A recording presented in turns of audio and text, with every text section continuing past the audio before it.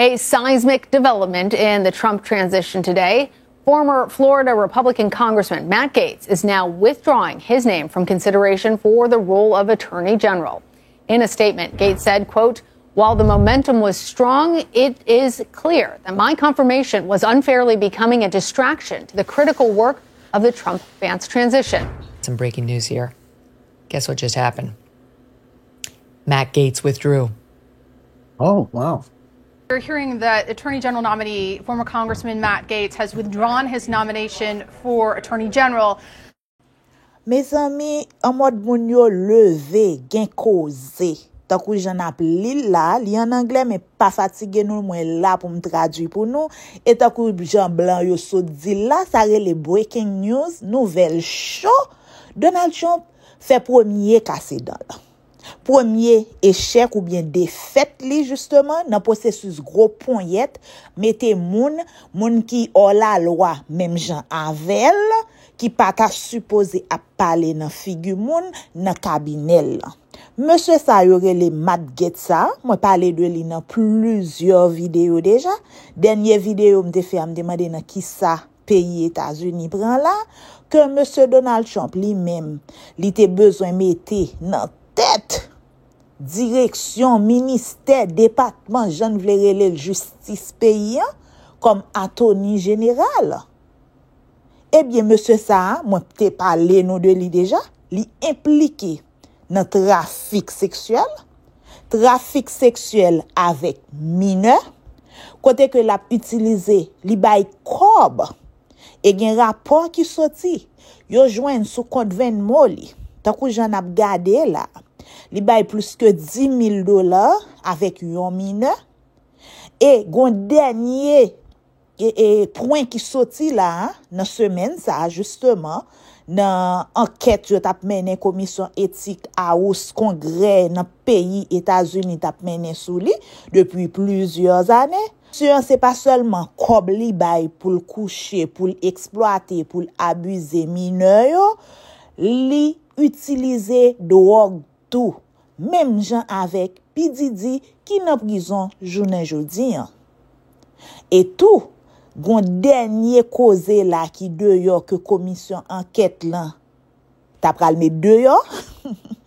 C'est que monsieur Matt Gaetz li te genyen yon threesome parce que mineur dit te gen yon deuxième relation rencontre sexuelle que yo te genyen c'était yo 3 mineur 17 ans à l'époque là monsieur ça que Donald Trump te vle imposer mon comme ministre justice li comme attorney général li et puis avec un grand monde fi non pas de yo et n'a pas même nan copie chèque relevé de compte yo barré non moun yo pour les besoins de la cause justement.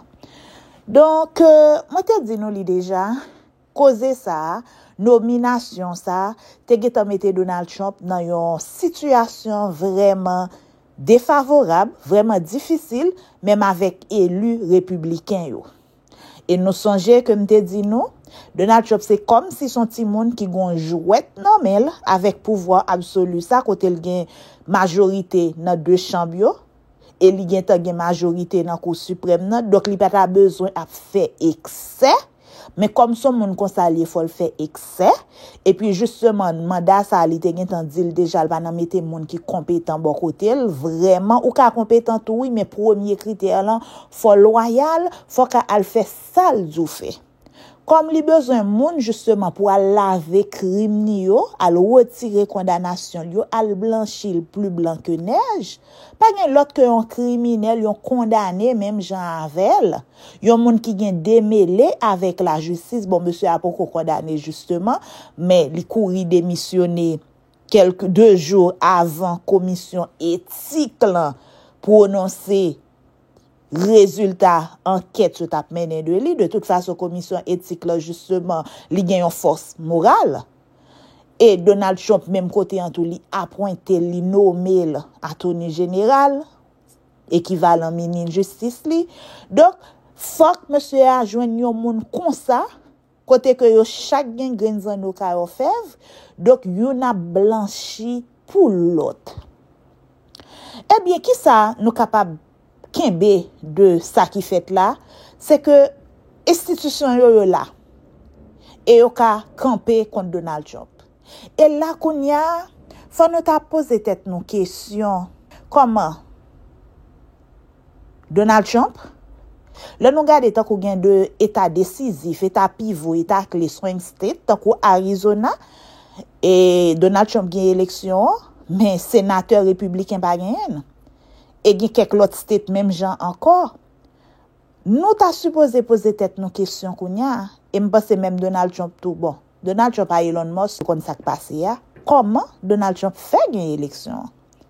Parce que justement depuis que Donald Trump dit depuis qu'il fait nomination ça, un pile leader républicain, ancien House of Speaker te parlé, tout sénateur pas même aller dans sénateur démocrate, sénateur républicain te gen dit yo pape bay monsieur ça passé. Par exemple, Bolaka et Panon, yo relé et faut que li gen approbation ratification Sénat. Donc Sénat te gen tan di yo pas d'a ratifier. C'est ça fait Donald Trump lui même li te gen tan mandé en exemption pour moun yo, pour cabinet yo pas passer devant Sénat. Quelle absurdité. Donc moi-même kounya, m'pa crier victoire, c'est un point, c'est un bon point parce que ça t'a dû en pile. Tant que j'aime te dire dans vidéo m'te fait pour États-Unis, t'as gen yon moun qui gen plusieurs condamnations dans tête li comme président et puis pour t'a gon l'autre prédateur parce que Donald Trump là tout nous songe plusieurs actes sexuels que li impliqué là-dedans dont Stormy Daniels que le te bay comme tout et puis qu'on y a pour gon l'autre prédateur dans tête ministère justice, on l'autre prédateur sexuel, abusé a déjà qu'est tout non. Donc qu'on y a là quand même, est-ce que nous pas doit parler de yon justice de poids de mesure? Si yo obligé mette mat dans une situation difficile, côté que la vinzoli ouais nomination la servi distraction. Bref, si on mette monsieur à une situation difficile justement pour le retirer col, pour qui ça yo te accepté et quitté Donald Trump candidat à la présidence avec toute condamnation ça ou que le gagne, toute accusation ça ou que le gagne, toute démêlé ça ou que le gagne avec la justice, juste journée jeudi en arrivé président. M'ta dit si nous ka Donald Trump, nous ka mat. En tout cas, c'est déjà un bon coup. C'est déjà un cassé dent. Moi pense gen l'autre encore qui ka vini parce que si institution yo vle yo ka fait travail yo et sénateur yo membre congrès yo élu par le peuple. Malheureusement en pile là-dedans yo oublié ça, yo besoin prêter allégeance à Donald Trump. Et justement yo pas vle pour Donald Trump à persécuter yo. Donald Trump fait monde perdu position yo déjà tant que Liz Cheney. Donc, grand pile cap gérer position, c'est ça que fait y a supporter Donald Trump. Mais moi rete croire on le la justice même li gen pour le triompher. Kounya la on nous regarde qui ça ka arrivé avec Matt. Ça pas étonner que Donald Trump ballon l'autre poste côté que pas besoin pièce validation, pièce ratification, pièce rien dans mais personne monde et puis Donald Trump juste imposé là. Matt li te nan House là, ils sont représentants, on membre congrès, si nous ka dire comme ça, équivalent à député pour 118e législature ça qui pral finir en janvier. Li te couri démissionner justement pour commission éthique pas publier rapport là parce que yo t'a enquêté sous li à titre de député, s'il pas député encore, toute bagaille doit tomber à l'eau. Donc il était couru démissionner pour ça et puis Donald Trump était couru nominel mais gagne l'autre porte pour lui s'il t'a voulu tourner dans congrès parce que il saute élu là pour état Floride on nous dit il représenter état Floride dans congrès il saute réélu là ça veut dire en janvier il a tourné dans house là et ça t'a tout bail possibilité pour yo relancer enquête là pour yo publier, pas même relancer, pour yo publier justement. Et puis pour yo mettre hors d'état de nuire. Tout comme, nous songe m'te dit non, il y a un sénateur Rubio que Donald Trump lui-même li nommé là dans cabinet, ça veut dire poste sénat pral disponible. Nous connaissons Donald Trump vle belle fille Lara Trump ta la donne, mais c'est DeSantis ou bien gouverneur DeSantis qui supposé nommer désigner monde qui pral kembe siège ça que Rubio saute gagner là. Donc DeSantis à un certain moment il était bien à mat, bien que dans dernière année ça yo sous cause Trump, Jean-Matt tap défend Trump, DeSantis lui-même il était un petit genre pas même Jean Zélé avec, yo te gen petit désaccord sur point ça. Ça veut dire m'pa connait si DeSantis pral nommer comme sénateur ou bien comme Matt li même li te gen ta gagné prétention pour te aller comme gouverneur en 2026, est-ce que l'a fait ça? Moi-même, ça que m'ta souhaité. Même j'ai moi fait plusieurs vidéos pour me dire mais qui ça immigrant doit faire avant 20 janvier. Joe Biden, administration Biden Harris là, li gen un pile bagay que le capable faire là tout avant 20 janvier. Et une nan bagay que le capable faire justement, c'est mettre deux monde pendant que yo gen majorité dans Sénat. C'est mettre deux monde, ça yo pas de fait pour Donald Trump là, pour yo faire là qu'on y a. Pour yo faire à mat justement. Parce que on pays cap di yo conservateur puisque majorité moun vote populaire voté pour Donald Trump. On parti républicain cap di yo conservateur, yo pas d'accord et comment m'te ka di ça yo attaqué démocrate, yo c'est des libéral, yo pas d'accord et moun fait choix yo vle de vie sexuelle yo pas d'accord moun marié à moun yo vle. Même républicain ça yo justement cap condamné homosexualité, cap condamné tout ba connait secteur dans communauté LGBTQ, mais monsieur ça tout qui sont représentants républicains zélé Trump justement en public cap condamné choix moun, mais ça y a condamné y a fait en privé. Lorsqu'on gagne deux filles, on mineur avec un grand monde qui a fait ou font threesome. C'est qui ça lié? Deux filles qui ça y a fait? C'est hypocrisie ça que moi-même moi gagné avec républicain tête en bas ça yo, avec républicain zélé ça yo. K'ap dit yo pro life, yo pas d'accord femme gen droit pour yo avorter, pendant ce temps, y a gen relation à star porno sous madame yo et puis y a fait femme avorter pour yo. Y a dit yo pas d'accord moun fait choix sexuel yo vle vivre la vie yo jan yo vle qui pas concerne yo gen doit pas d'accord moi même moi gen doit pas d'accord avec moun même pas empêcher le fait choix que le vle pendant ce temps yo même yo te kembe yon élu républicain déjà qui te gen rapport sexuel avec un mineur petit garçon il t'a détourné petit garçon détournement mineur son petit garçon pendant que yo contre homosexualité. Yo contre homosexualité mais monsieur ça konyal de gen threesome à deux femmes dont un mineur. De quoi? De qui ça n'a parlé?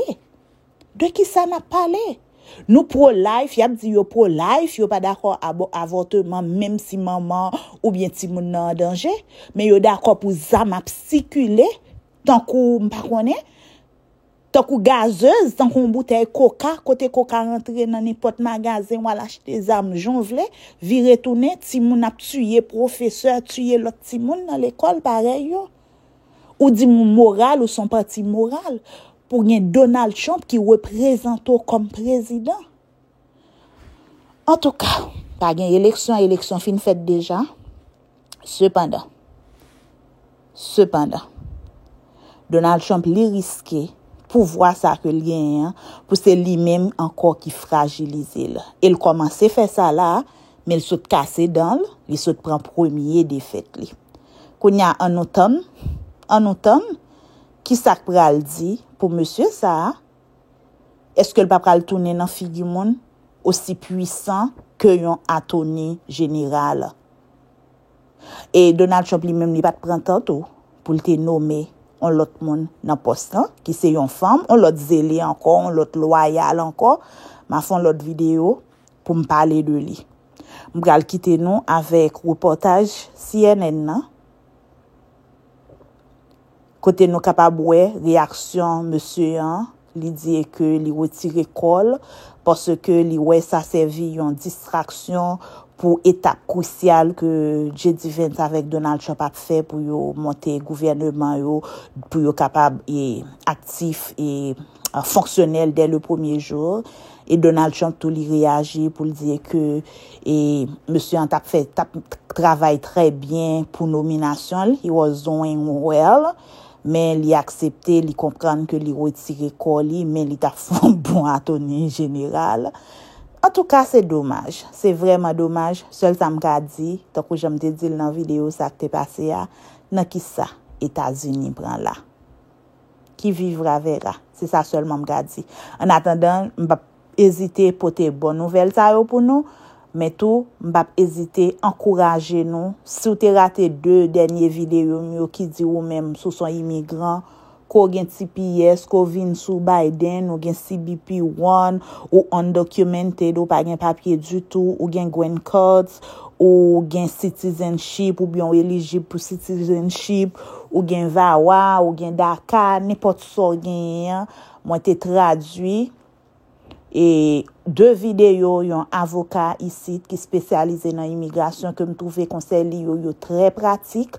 Et moi te gagné tout comme invité dimanche passé mais te dit la guerre sous te raté vidéo ça yo al regarder yo pour ou même qui sont capable faire pour protéger tout contre vague ça contre varies ça va venir moun ça sont ban hypocrite même si yo connaît force paysan économie paysan reposée sous dos immigrants États-Unis bâti par les immigrants et États-Unis développé avec les immigrants, yo pas peur pour yo satisfaire ego, yo satisfaire xénophobie, yo satisfaire raciste yo.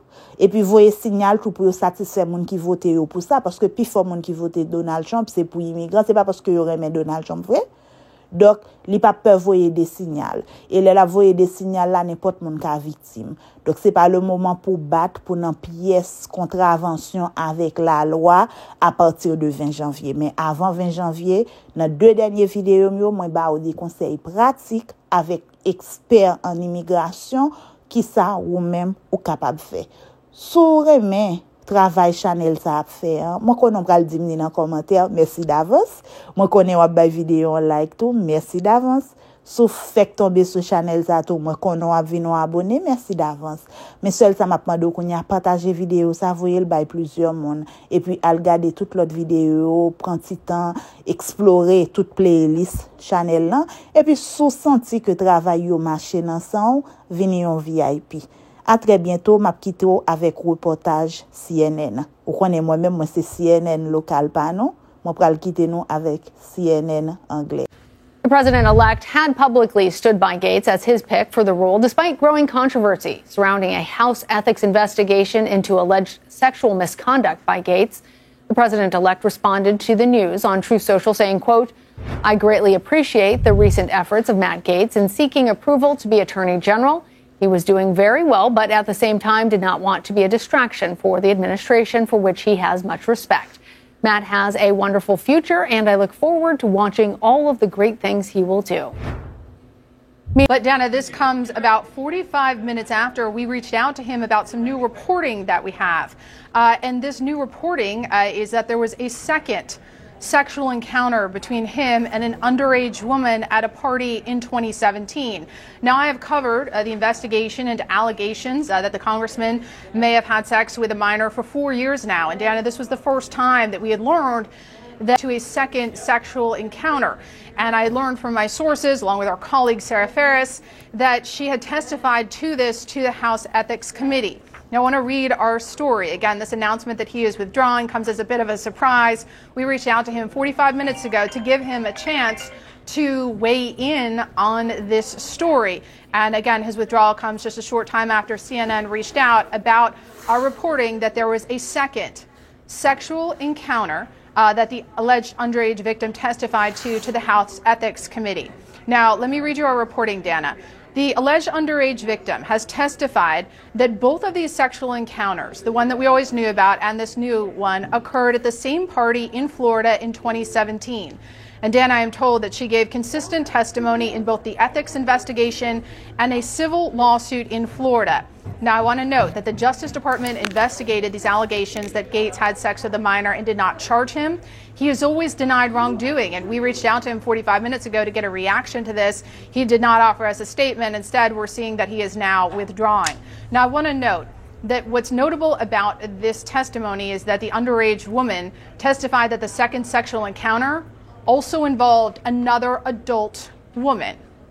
Now, the adult woman has denied that there was a threesome. Gates has always denied that he had sex with a minor. But of course, this new reporting was coming as President-elect Trump was trying to shore up support on Capitol Hill to get Gates confirmed. I think this is also important, this new reporting, because it reminds people that there are things about this investigation that are still not public. But again, we reached out 45 minutes ago to Gates's team to tell them that we were going to go public with this story. We told him it would go public around 12:30, and before he got a statement, he announced that he is withdrawing from his Attorney General nomination. Wow. Wow. We were waiting for that reporting, Paula. We were on pins and needles here quietly. I had it all typed up, yeah. Quietly in the studio waiting for you to come with that reporting. And this is certainly huge, huge news that Matt Gaetz, we had just been talking about the question of whether he would do this, given the fact that this was very much a pick that Donald Trump wanted.